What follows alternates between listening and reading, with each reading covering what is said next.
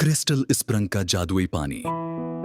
एक छोटे से गांव में जो सब्ज पहाड़ियों के दरमियान छिपा हुआ था, एक मशहूर कहानी थी क्रिस्टल स्प्रिंगन के बारे में। कहा जाता था कि ये एक छिपा हुआ चश्मा है जिसका पानी जादुई है। जो भी इस चश्मे का पानी पी ले, इसकी ख्वाहिश पूरी हो सकती है, लेकिन सिर्फ इस सूरत में अगर उसका दिल पाक हो और ख्वाहिश खुद गरजी से पाक हो। एक सुबह एक जस्तजू करने वाले लड़के का नाम आर्यान था। उसने फैसला किया कि वो जादुई चश्मे को ढूंढेगा। आर्यान अपने गांव का सबसे मजबूत या होशियार लड़का नहीं था, लेकिन इसके दिल में बहुत नरमी और मोहब्बत थी। वो अक्सर अपने पड़ोसियों के भारी टोकरे उठाने में मदद करता, अपने दोस्तों के साथ अपना खाना बांटता और अपनी छोटी बहन को कहानियां सुनाता।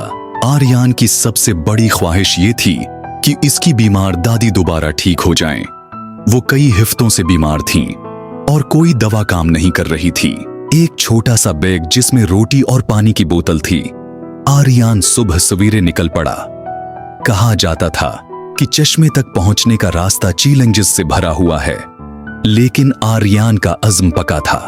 सबसे पहले इसे एक वसीया दरिया मिला जिसका पुल टूटा हुआ था। वो सोच में पड़ गया कि कैसे पार करे।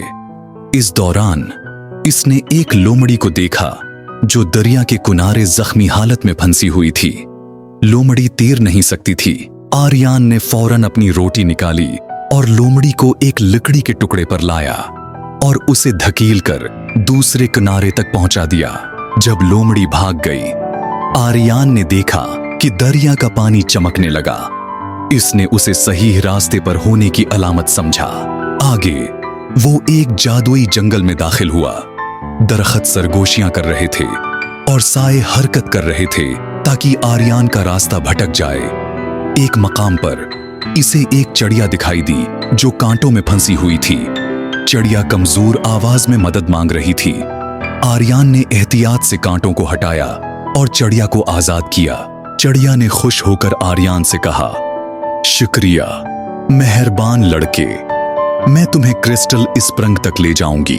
चिड़िया ने एक छिपे हुए रास्ते पर ले जाकर आर्यान को एक खूबसूरत जगह पर पहुंचा दिया। वहां क्रिस्टल स्प्रिंग अपनी पूरी आब व ताब के साथ चमक रहा था।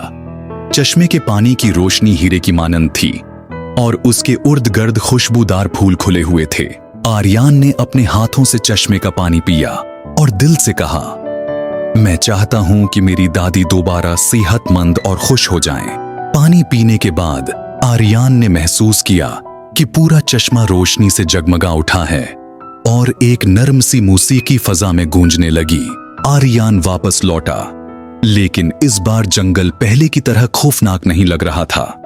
रास्ते में वही लोमड़ी दोबारा सेहतमंद हालत में आई और आर्यान का साथ दिया। चिड़िया भी आर्यान को गांव के करीब तक ले गई।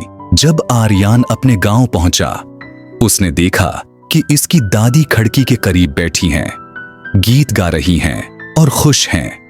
वो पहले से ज्यादा सेहतमंद और खुश दिखाई दे रही थीं।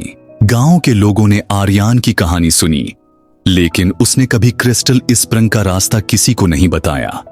उसने महसूस किया कि चश्मे का जादू सिर्फ ख्वाहिशात पूरी करने में नहीं, बल्कि मेहरबानी और खुलूस में भी है।